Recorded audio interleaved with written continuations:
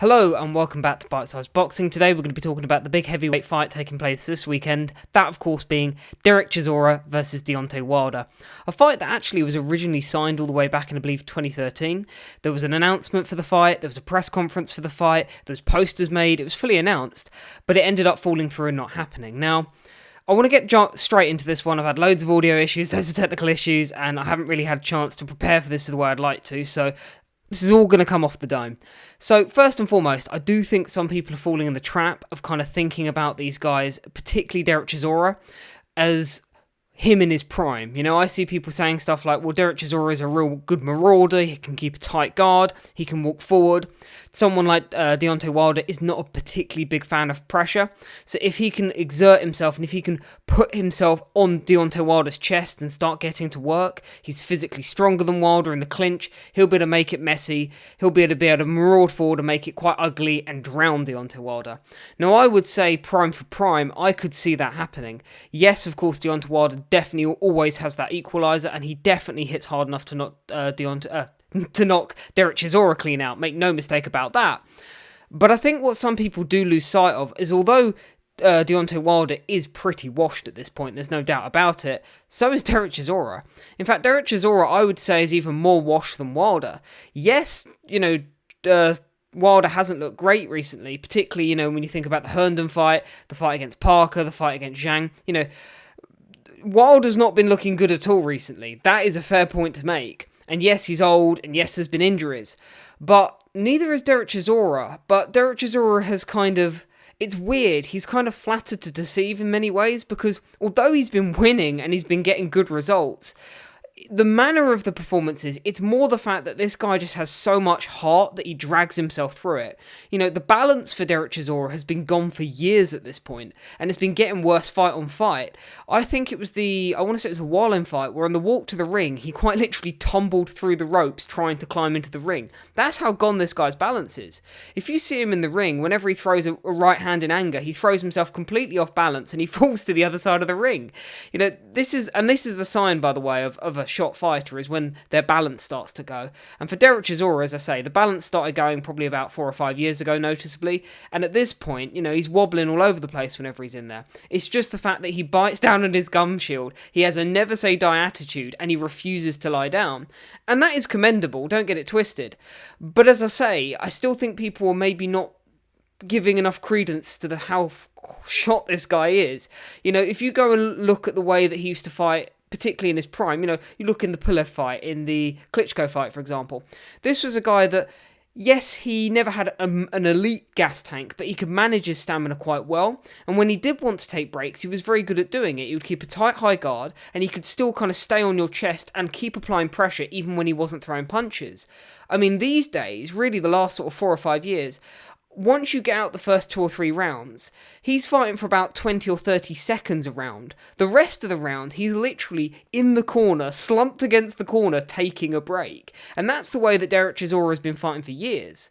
So in terms of having more in the gas tank and that kind of thing, I think probably Deontay Wilder does. Now, Deontay Wilder is a low output guy himself. He's not exactly known for fighting at a really good clip.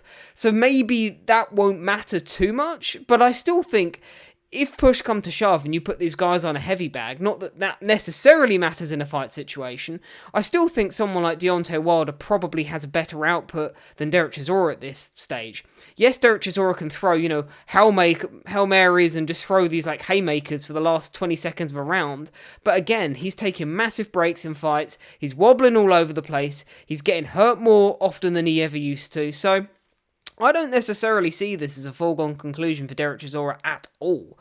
I understand stylistically, particularly if you were to get these guys at their prime. For me, there was always question marks about how someone like Deontay Wilder would deal with pressure, and I always did think that the way he was matched on the sort of come up, I noticed that there seemed to be a slight hesitancy towards fighting pressure fighters. Admittedly, he did sign to fight Povetkin, and I think that's a fair point to make, but he never fought Povetkin, so we never really got to see him in that situation. As soon as Fury switched up his tactics in that second fight and started applying pressure, we saw that this guy does not like it when someone puts it on him at all.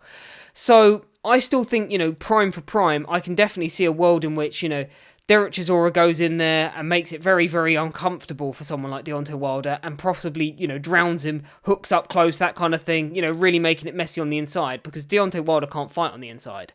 He's an outside sharpshooter, he snipes from the outside, that's his game. The thing is at this juncture, for me, is Chisora gone enough that he won't be able to get on in the inside? He won't be able to slip? Again, that head movement that he used to have kind of a pendulum-like head movement when he was younger. That's not really there so much anymore. So he's going to be more of a sitting duck. Sitting duck. And whereas Deontay Wilder is someone that, as of recent, again, he's looked gun-shy. He hasn't looked like he's been able to pull the trigger the same. And that's a fair point to make as well. I mean, he just got taken rounds by Terrell Herndon, someone that in his prime he would have got rid of in a round. But I have to say, in interviews and in, media that I've seen in the lead up to this fight, he does seem in a better place than he seemed over the last few years. And I think that will help him because he's someone that Deontay Wilder is in his head a lot. And I think if his head's in the game, you'll see a better performance in the ring. And I say all that to say this, that although this has all been set up as, Derek Chisora's swan song and his final fight, I think Derek Chisora loses this fight.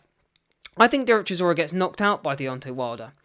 And I'm still not really sure how or when, but I think he does. I just think that both guys are shot to bits, and it's going to come down to which guy is less shot, and I think it probably is Wilder, but again, I don't know. Wilder might be totally shot, and look, if you turned around and said, look, I think that, Deontay Wilder gets cleaned out by Chisora, I wouldn't call you mad.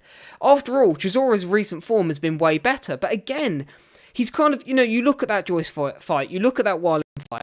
The Wallin fight, Wallin didn't want to throw a punch in anger, and the Joyce fight, it was basically a case of Chisora, as shot as he looked, as bad as he looked in that fight, he grabbed it by the scruff of the neck and just wouldn't lie down. It was like a never say die attitude that Chisora has. He was like, you know what, I'm shot, I can't do what I used to do, but this guy's past his best as well, and I'm just going to drag myself through this fight and get through it. And that's what he did, and he ended up winning it, and he deserved to win the fight.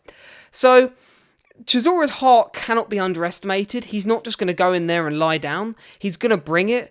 But again, I just don't think he can fight at the ferocity that he used to. And it's not just by a little bit. I mean, as I say, the stamina, the balance in particular, those two areas have degraded to such a point that against someone like Deontay Wilder, if he has anything left, it is incredibly dangerous. Because even if Wilder is a spent force, is struggling to let the right hand go, he only needs to land once on a much slower, much less mobile target, and that's it.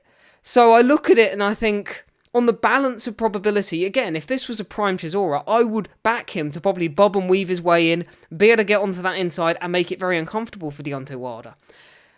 And I'm not saying he can't do that, but I'm also not convinced that Chisora has the chin at this point, has the balance to get out the way, or the speed really, in order to mitigate these rounds. I think at some point he will get clipped, and when he does, I think he'll go down. Now, will he have the heart to stand up and swing it out, and possibly take Wilder out in some kind of crazy exchange? Yes.